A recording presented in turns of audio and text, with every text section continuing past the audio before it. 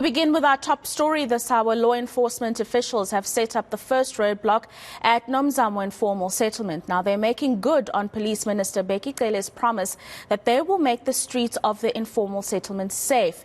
It's been 2 days since the deadly Soweto Tavern killings, and the victims' blood still stains the ground. eNCA reporter Moloko Moloto is at that particular scene and joins us now. We're watching very closely these developments, Moloko, because we are expecting the Amaberete to be the ones that lead the policing of this particular informal settlement. How far are we in terms of them making their way into different parts of the community? Well, Rofio, what I can tell you is that the tactical response team from the SAPS are not here yet. But of course, the local police from the local police station at Orlando are here. They are part and parcel of this team of JMPD that is led by Superintendent Mashudu Mudabatsindi.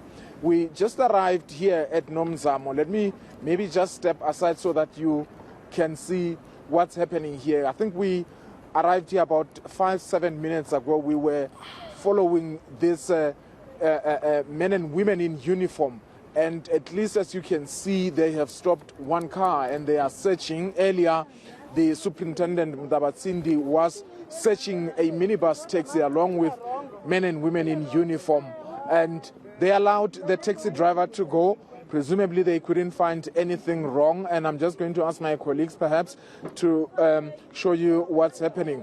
According to the briefing as it was happening when we were there at the police station, the parade, the superintendent was really just cautioning men and women. You can see the Superintendent Mudabatsindi and the officer also going in there. She was just emphasizing the importance of safety for them as the law enforcement officers, emphasizing that this area is quite dangerous and it would be important that they are at all times wearing their life jackets, but also they put on their reflector jackets. So they continue to stop these cars, Rofiwa. At least up to so far, I must say, nothing untoward really.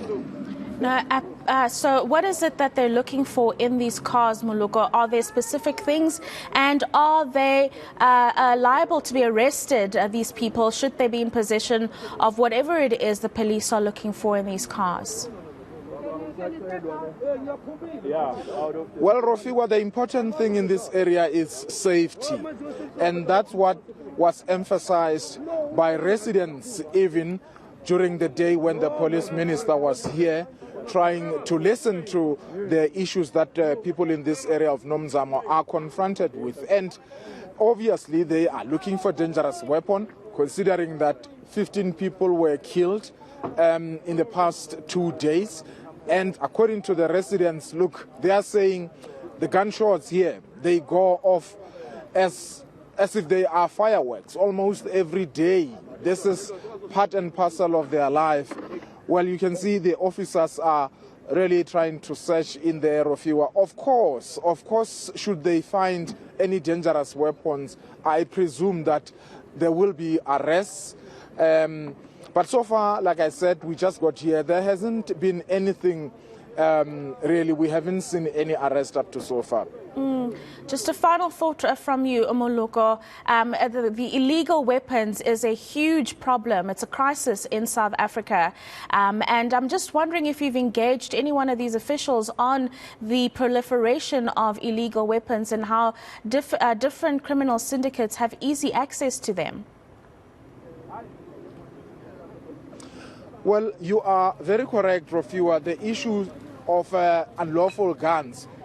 Obviously, many of these guns that are at the hands or in the hands of criminals killing ordinary South Africans, many of them are really unlawful firearms. But organizations such as Gun Free South Africa, they have always been saying that at some point, these unlawful firearms were lawful, and they were taken to a certain extent from either police or traffic officers who themselves possibly were robbed or they were killed and murdered. So the whole issue of guns, of course, there are some people who are saying just do away with guns in our country. As to whether that is possible, Rofiwa, I guess your guess is as good as mine. But obviously, the issues of illegal firearms is a serious matter. I can see they are approaching more cars.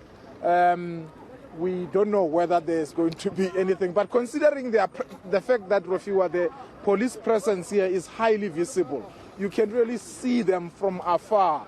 I wonder whether criminals, seeing these blue lights that are here, because I've counted about 20 cars here, I wonder whether criminals will even dare come to where they can see that there's a huge police presence. So I'm not too sure whether this operation today will really achieve much in terms of nabbing the actual criminals.